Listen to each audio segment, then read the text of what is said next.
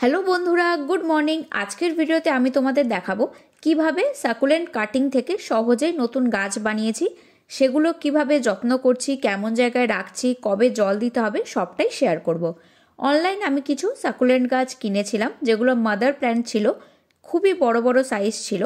তাই জন্য আমি ডালগুলো কেটে নিয়ে ওপরের ক্রাউন পোর্শনগুলো আলাদা করে নিয়েছি।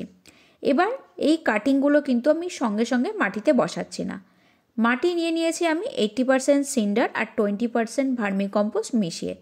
ডালগুলো কেটে নিয়ে আমি দুদিনের জন্য শুকানোর জন্য রেখে দিচ্ছি। ডাইরেক্ট সানলাইটে রেখে দিতে পারো, তাহলে তাড়াতাড়ি শুকিয়ে যাবে। যে অংশটা কাটছি সেটা যখন পুরোপুরি শুকিয়ে যাচ্ছে তখন আমি এই সিন্ডারে বসিয়ে দেবো। এটাই কিন্তু আমি কোনো রকম জল দিইনি, একদম শুকনো সিন্ডার আর ভার্মিকম্পোস্ট মেশানো আছে। তোমাদের আমি দেখিয়ে দিচ্ছি, দুদিন পরেই খুব ভালো করে ওই জায়গাটা শুকিয়ে গেছে। তাতে কি হবে, ভালোভাবে রুটস আসবে, ফাঙ্গাস ধরার চান্স কমে যাবে, পচেও যাবে না। এই স্টেপটা তোমরা অবশ্যই ফলো করবে। একমাত্র যখন শুকিয়ে যাবে তখনই সিন্ডারের মধ্যে বসিয়ে দেবে। আর বসানোর পর আমি কোনো রকম জল দেব না, মোটামুটি 10 দিন মতো এভাবেই আমি রেখে দেব। এই সময়টা একদম কড়া রোদে রাখবো না, মোটামুটি সারাদিনে 2 থেকে 3 ঘন্টা ডাইরেক্ট সানলাইট পায়, বাকি সময়টা ব্রাইট লাইট আসে, এরকম জায়গাতেই রেখে দেব। দেখতে পাচ্ছ আমি খুব সুন্দর করে পটিং করে দিয়েছি। এবার আমি এটাকে একটু ব্রাইট এরিয়াতে লাইট আসে সেরকম জায়গায় রেখে দিয়েছি। এটা 10 দিন পরের ভিডিও। আমি জানি এগুলোতে রুটস আসতে শুরু করে দিয়েছে, তাই তুলে দেখে গাছগুলোকে ডিস্টার্ব করছি না। প্রথমবার খুব ভালো করে জল দিয়ে দিচ্ছি। দেখতেই পাচ্ছ আমি একটা বড় গামলায় জল নিয়ে এই টবটাকে ডুবিয়ে 10 থেকে 15 সেকেন্ড মতো ধরে থাকছি, যাতে পুরো টবটা ভালো করে ভিজে যায়, প্রত্যেকটা সিন্ডারের মধ্যে জল ঢুকে যায়। তারপর আমি তুলে নিচ্ছি। এভাবে জল দিলে জল নষ্ট হয় না। যে জলটা গামলাতে পড়ছে সেটাই আমি আবার অন্য গাছে দিয়ে দেব।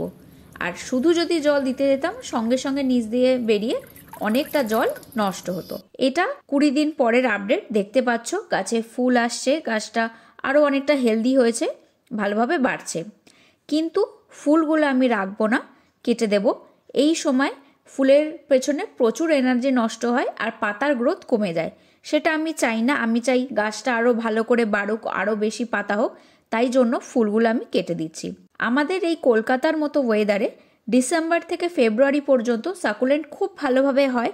এই সময়টা ইউটিলাইজ করতে হবে, সমস্ত গাছকে ফুল সানলাইটে রাখতে হবে। যখন একদম রুটস এসে গেছে, স্টেবল হয়ে গেছে গাছটা, সারা দিন রোদে রেখে দেব। আর মোটামুটি 7 দিন কি 10 দিন পর পর জল দেব, তাহলেই হবে। আর যদি ফাঙ্গাস লাগে তাহলে যে কোনো ফাঞ্জিসাইড একবার স্প্রে করে দেব। আর কোনো রকম যত্ন লাগবে না।